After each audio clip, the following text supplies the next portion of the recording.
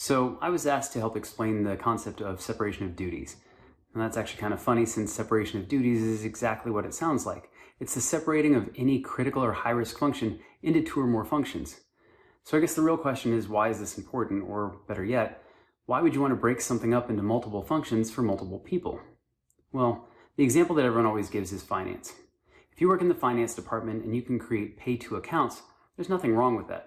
But if you can also cut checks to those accounts, well, then what's to stop you from creating Adam's early retirement fund and cutting yourself a nice big check? Now, morals notwithstanding, that may be too much power for some people to handle.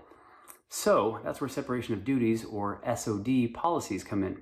They create a matrix of all of the different types of access or power that people should not have in combination.